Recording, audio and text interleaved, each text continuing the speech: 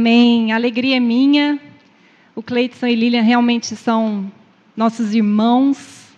E é uma alegria muito, muito grande estar aqui com vocês. Eu trago o abraço da nossa igreja, a Igreja Presbiteriana de Macaé. E venho também com a minha família. Eu sou casada com aquele moreno lindo, Marcelo. Sou mãe do Pedro e da Bruna. A Bruna tem 11 anos, o Pedro tem 8. E essa é a família que Deus me deu para amar. E é a família que me ama. E eu gosto de iniciar a minha palavra sempre dizendo, queridos, que não existe família perfeita. Em lugar nenhum. Se em algum lugar você ouviu alguém falando que a família dele é perfeita, ou que faz parecer que a família dele é perfeita, você pode ter certeza que isso é fake news. Não é verdade. Não existe família perfeita. Mas existe um Deus perfeito. E Ele ama a família. Amém? Não existe família perfeita. Mas existe um Deus que é perfeito. E Ele ama a família. Então, nessa noite, nós vamos pensar um pouco sobre aquilo que Deus trouxe e deseja da nossa família. E, meus irmãos, todas as vezes que nós abrimos a palavra do Senhor, todas as vezes que nós nos debruçamos sobre a palavra do Senhor, uma guerra começa. Em Efésios, Paulo fala que a nossa luta não é contra a carne nem o sangue. A nossa luta é contra principados e potestades. Todas as vezes que você se encontra diante da palavra do Senhor, uma guerra espiritual começa para roubar a sua atenção. Para roubar o seu coração. Sabe por quê, meu irmão? Porque a palavra do Senhor é viva. E ela traz transformação. E ela traz cura. E ela traz milagre. E existe hoje uma guerra querendo roubar o seu coração para que você não seja solo fértil para a palavra de Deus. Mas a gente cantou hoje que Deus está aqui. Amém? E nós vamos pedir a Ele para que Ele interceda por nós. Para que o Santo Espírito guerreie por nós. E que Ele encontre no nosso coração solo fértil para a palavra dEle. Porque quando o Espírito Santo de Deus encontra solo fértil no nosso coração, Ele produz fruto. E o fruto do Espírito traz transformação. E é isso que nós queremos essa noite. Amém? Então olha para a pessoa que está do seu lado e fala assim, ó, eu cuido de tudo, tu cuida de mim, tá bom? Não vou deixar você mexer no celular, não vou deixar você dormir, vou te cutucar se você estiver assim, ó, pescando, porque nós vamos guerrear juntos aqui. Amém? Santo Espírito de Deus, muito obrigado, porque o Senhor nos dá o privilégio de nos debruçarmos diante da Tua palavra e receber de Ti aquilo que o nosso coração precisa.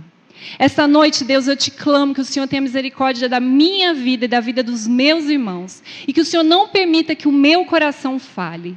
Que o Senhor não permita que a minha boca fale. Mas que eu seja apenas um instrumento usado pelo Senhor para abençoar a vida dos meus irmãos. E para compartilhar com eles aquilo que o Senhor compartilhou comigo. Em nome de Jesus. Amém. Meu querido, abra sua Bíblia em João 2. Nós vamos ler dos versos 1 ao 11. Nós vamos ler um texto muito conhecido dos irmãos. Se você nasceu na igreja, assim como eu, certamente você conhece essa história em todos os seus detalhes. Mas, recentemente, lendo um artigo do pastor Luciano, do Ministério Orvalho, eu olhei para esse texto com novos olhos. Eu vi coisas nele que eu nunca tinha visto antes. E eu queria compartilhar isso hoje com os irmãos. A palavra de Deus diz assim: 3 dias depois, houve um casamento em Caná da Galileia. Achando-se ali a mãe de Jesus, e Jesus também foi convidado com seus discípulos para esse casamento. Tendo acabado o vinho, a mãe de Jesus lhe disse: eles não têm mais vinho. Mas Jesus lhe disse: mulher, que tenho eu contigo? Ainda não é chegada a minha hora. Então ela falou aos serventes: fazei tudo que ele vos disser. Estavam ali 6 talhas de pedra que os judeus usavam para as purificações, e cada uma levava 2 ou 3 metretas. Jesus lhes disse: enchei de água as talhas. E eles a encheram totalmente. Então lhes determinou: tirai agora e levai ao mestre Sala. eles o fizeram. Tendo o mestre-sala provado a água transformada em vinho, e não sabendo de onde viera, se bem que o sabiam os serventes que haviam tirado a água, chamou o noivo. Ele disse: todos costumam pôr primeiro o bom vinho, e quando já beberam fartamente, servem o inferior. Tu, porém, guardaste o bom vinho até agora. Com este, deu Jesus princípio aos seus sinais em Caná da Galileia. Manifestou a sua glória e os seus discípulos creram nele. Meus queridos, imagina a cena comigo. No povo de Israel, era comum que o casamento durasse muitos dias. A festa de casamento durava muitos dias. Os noivos festejavam por horas e horas seguidas. E numa festa que se prezasse, não podia faltar vinho. Não podia faltar alegria. Não é assim que a Bíblia fala? Em Salmos, que o vinho é a alegria do coração do homem. Acabar o vinho seria motivo de extrema vergonha para aqueles noivos que estavam dando a festa. E de repente, ainda não havia acabado a festa, mas o vinho acabou. E Maria aflita, certamente aquela família era uma família querida de Jesus e de Maria, porque eles estavam convidados para a festa, chega para Jesus e diz: meu filho, uma tragédia aconteceu, acabou o vinho. E então ela corre aos serventes e diz para eles: façam tudo o que ele disser.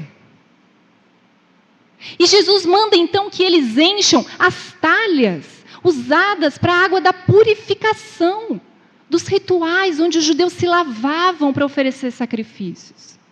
Agora, se coloca no lugar daquele servente, um homem, no meio daquele caos, que só os bastidores do casamento sabiam que tinham acabado o vinho, chega e diz: encham a talha de água.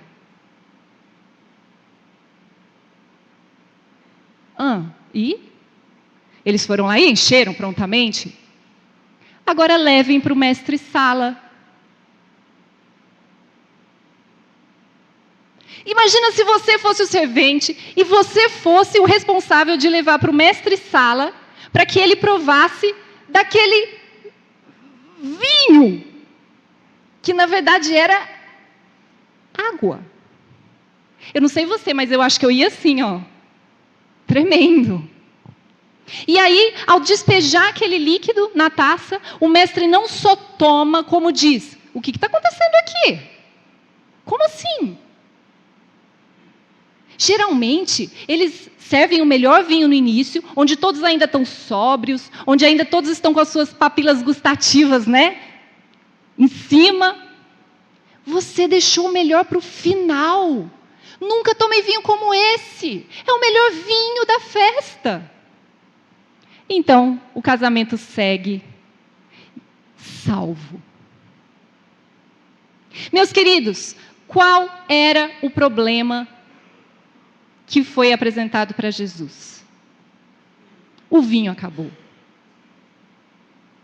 E eu não sei se você já prestou atenção, mas a gente ainda está no início do livro de João. Jesus ainda não operou nenhum milagre público. Esse é o primeiro milagre que Jesus opera publicamente. O primeiro milagre que Jesus operou não foi de cura, não foi de libertação, não foi de multiplicação. O primeiro milagre que Jesus opera é no casamento. E isso combina muito com Jesus. Porque quando ele, o Pai, o Filho e o Espírito Santo estavam lá, fazendo Adão e Eva, lá na Trindade, quando eles criam Adão e Eva, eles entregam para Adão e Eva ali no início da criação, o propósito deles na terra, que eram caminhar juntos. Deus ensina para Adão e Eva lá no começo como deveria ser o casamento, como deveria ser o relacionamento entre um homem e uma mulher, qual era o papel espiritual de cada um deles. Deus diz para Adão: Adão, você vai governar a terra, você vai cultivar a terra, você vai tornar disponível nesse mundo, de um modo visível, toda a criação que eu criei para você. Eva, você vai ser Ezer Knegdô de Adão, você vai ser a forte auxiliadora, a socorrista fiel de Adão, o braço direito dele, para ele dar conta de cumprir essa missão, porque sozinho não é bom que ele esteja só. E vocês juntos vão crescer e multiplicar. E a gente poderia passar o sermão inteiro aqui falando de Gênesis, mas o que eu quero mostrar para vocês é que, quando Adão e Eva pecam, eles então criam uma desarmonia em seus papéis espirituais na casa. Eles bagunçam tudo. E Jesus, quando veio à terra, veio para reconciliar nele mesmo toda a criação, todas as coisas. Então, assim como lá na criação ele inicia o mundo casando Adão e Eva, ele inicia o seu ministério salvando o casamento. Casamento não pode ficar sem vinho, meu irmão. E talvez o vinho do seu casamento tenha acabado. Talvez a alegria do seu casamento tenha acabado. Sabe o que eu escuto dos casais? Lia, o amor acabou. E isso acontece, meus queridos, porque nós não estamos preparados para casar. A gente nem sabe muito bem o que é casamento. A gente não recebe orientação sobre esse propósito que Deus deu lá para Adão e Eva, lá no início. A gente acha que a gente casa para ser feliz. A gente acha que a gente casa para o outro fazer a gente feliz. A gente não entende nada de casamento. O fruto de um bom casamento é a alegria, é a felicidade. Mas não o fim de um casamento é esse. Você não casa para obter isso.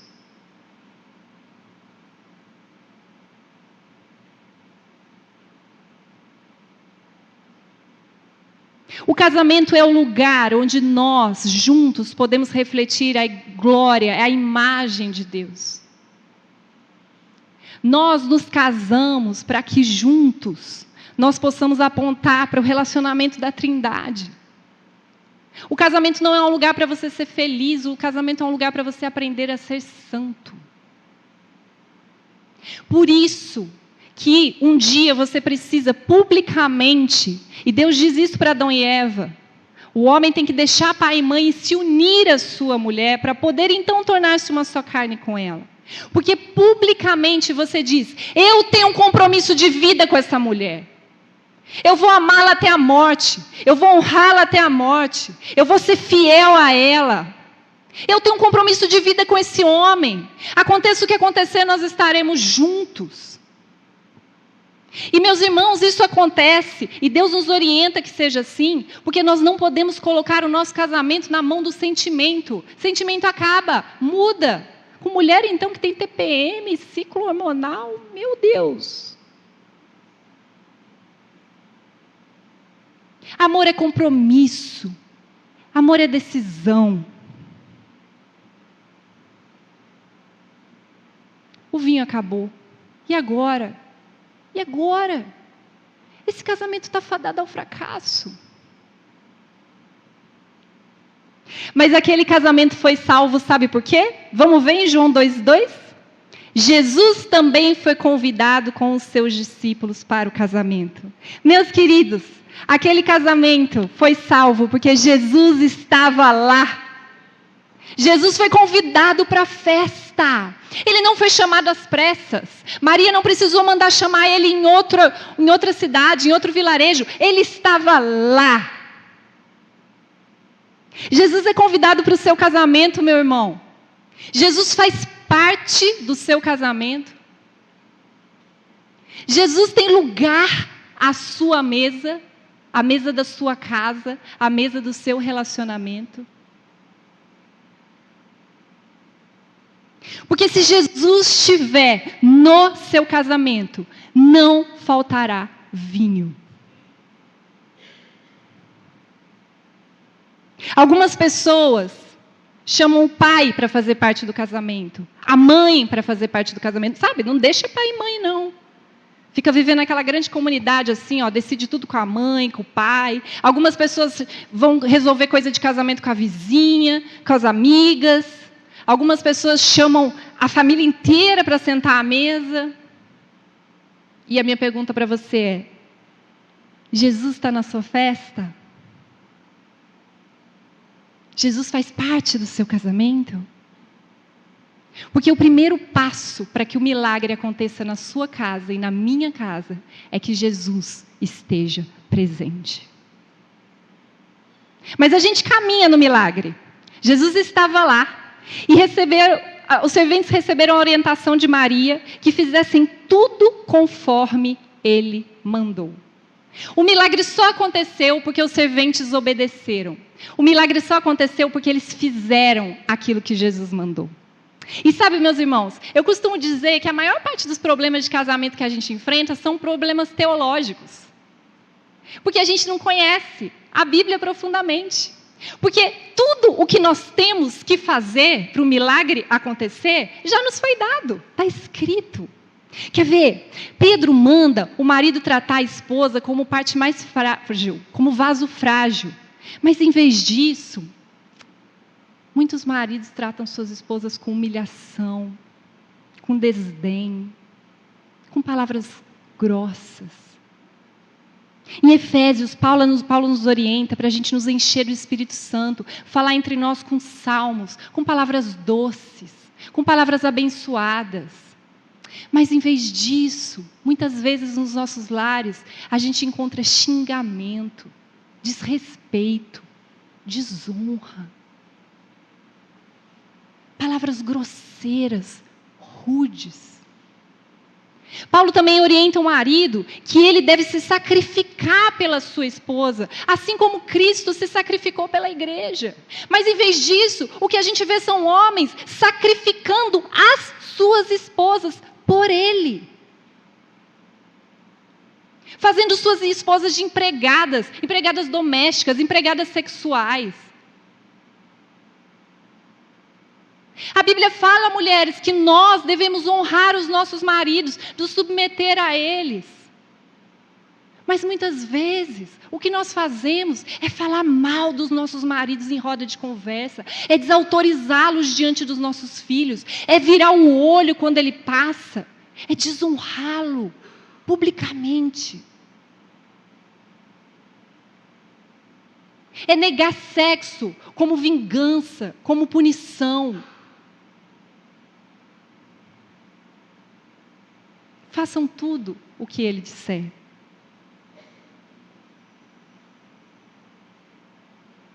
Está posto. Está dito. A gente sabe o que tem que fazer.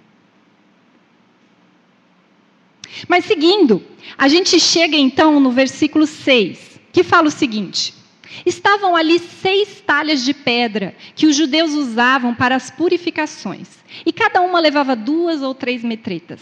A Nova Versão Internacional, ela traduz isso para a gente, né? A quantidade que cabe. Ele fala assim: haviam 6 potes de pedra que cabiam ali entre 80 e 120 litros. Meus queridos, por que vocês acham que algumas cabiam perto de 80 e algumas cabiam ali perto de 120? Por que não era um número exato? Por que umas cabem mais e as outras cabem menos? É porque depende do tanto que aquela pedra foi talhada. Depende do tanto que aquela pedra foi trabalhada. Quanto mais talhado, quanto mais trabalhado, mais líquido cabe nela. Quanto mais funda ela for, mais líquido cabe nela. Sabe, meu querido, o nosso coração é como essa talha. É duro, igual uma pedra. Você sabe qual que é o maior problema do seu casamento? É você. Eu sei que rapidamente você pensou numa lista que estava no outro. Eu sei. Mas é você.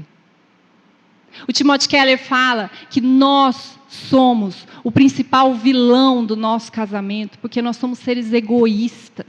Nós somos filhos de Adão e Eva.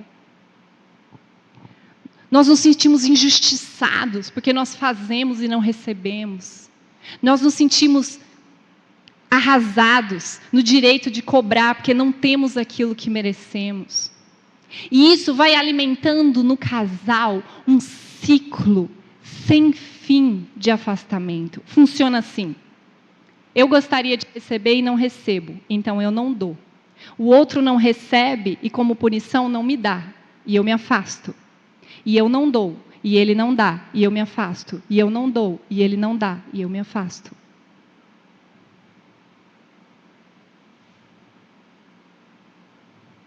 E assim toda aquela promessa que nós fizemos no altar vai ficando fria, congelada.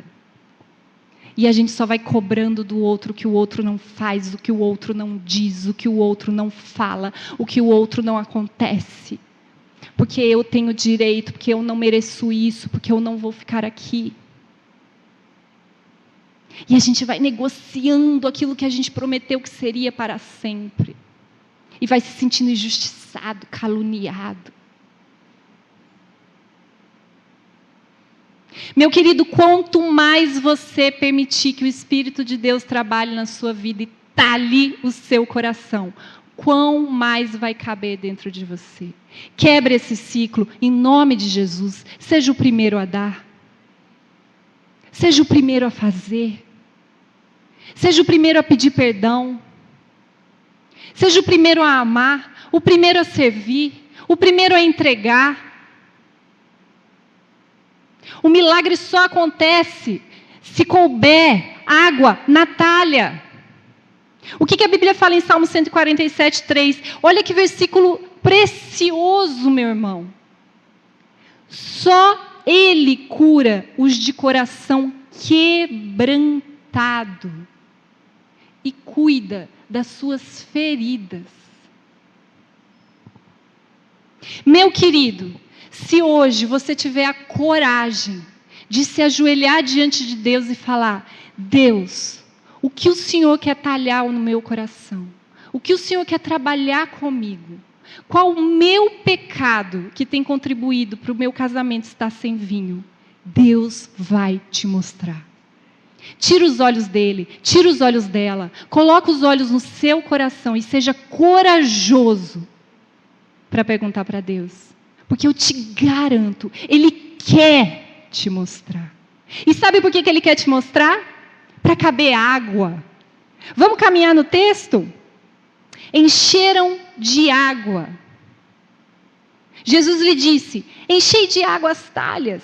E eles as encheram totalmente. Meus irmãos, a água na Bíblia é símbolo do quê? Do Espírito. Lembra da conversa de Jesus com a mulher samaritana? Se você beber da água que eu tenho para te dar, você nunca mais terá sede. O que Jesus fala lá em João 7? Quem crê em mim, do seu interior fluirão rios de água viva. A matéria-prima do milagre no seu casamento é o Espírito.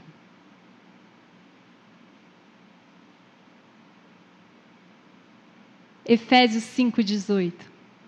Enchei-vos do Espírito. Antes de Paulo ensinar como os homens têm que tratar as mulheres, antes de Paulo ensinar como as mulheres têm que tratar os homens, como os filhos têm que tratar os pais tratarem os filhos, o que ele fala? Enchei-vos do Espírito.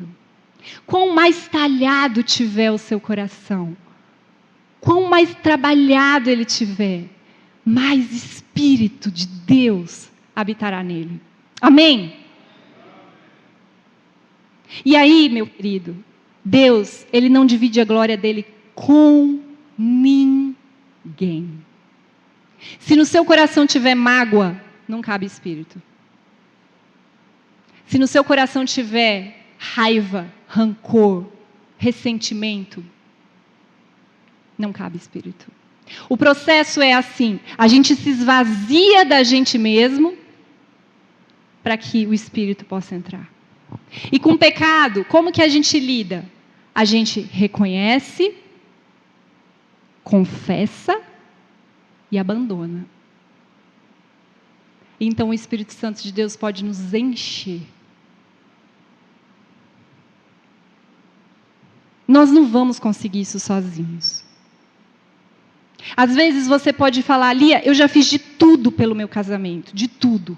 E eu te pergunto, quanto tempo você investe pedindo a Deus de joelhos pelo seu marido?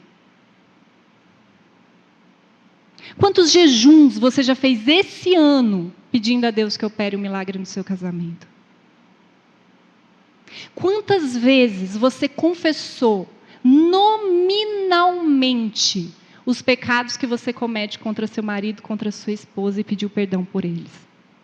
Não, meu querido, você não tentou de tudo.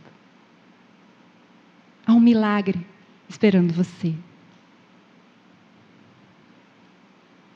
E então o milagre aconteceu. O que a Bíblia diz para a gente? Tendo o mestre Sala provado a água transformada em vinho, e não sabendo de onde ela viera, ele tomou e disse, que vinho delicioso, esse vinho é o melhor. O milagre aconteceu. A água foi transformada em vinho. E o que eu quero dizer para você, meu querido, é que o mesmo Jesus que estava em Caná, da Galileia, e transformou água em vinho, hoje, quer devolver o vinho para o seu casamento. Ele está aqui. E Ele continua operando milagres.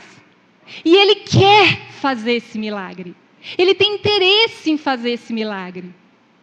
Sabe por quê, meu querido? Porque para nós sermos uma igreja forte, uma igreja gloriosa, a igreja que Ele virá buscar no dia do casamento com o noivo, nós precisamos ter famílias fortes. Nós precisamos viver casamentos verdadeiros. Porque a nossa relação com Jesus é uma metáfora de um casamento. Meu querido, nós não nos casamos por nós mesmos, para nos agradar, para alegrar o nosso coração. Nós nos casamos porque Deus quer operar milagres no mundo por meio do nosso casamento.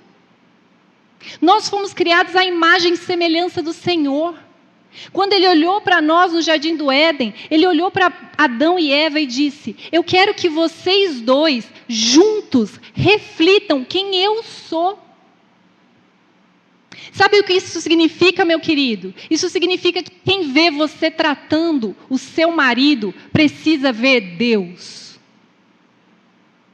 Que quem vê você tratando a sua esposa, precisa ver Deus. Que os seus filhos, ao olharem para vocês em casa, se relacionando, vejam Deus. Essa é a nossa missão. Não é sobre você, não é sobre o que você acha que você merece, não é sobre o que você acha que você precisa, não é sobre o seu marido, não é sobre o que ele acha que ele merece, sobre o que ele acha que ele precisa, é sobre Deus, sempre foi sobre Ele.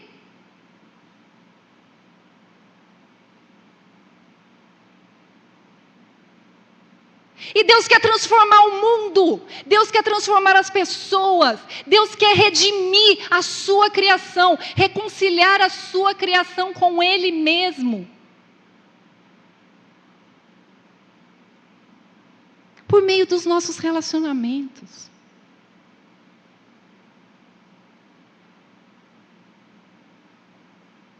Por isso, meu querido, não duvide, o vinho que Jesus tem para nós é melhor, é muito melhor. Talvez você esteja vivendo um período muito bom do seu casamento, o melhor que você já viveu até aqui. Eu quero dizer que Ele tem mais para você. O vinho que Ele tem é ainda melhor. Talvez você esteja começando a se esfriar. O vinho está começando a acabar. Você sente que as coisas não vão bem. Jesus hoje diz para você, eu quero te dar um vinho muito melhor. Abundante. Talvez você não acredite mais que seja possível. Como aqueles noivos, você acha que a festa acabou. O que eu quero dizer para você é que Jesus se pôde transformar água em vinho. O que Ele não pode fazer na sua casa e no seu coração? Hoje, Jesus quer que você saia daqui transbordando de alegria, de fé, de esperança. E uma alegria que vem dEle. Porque só Ele pode fazer o milagre que nós precisamos. Amém? Deus abençoe.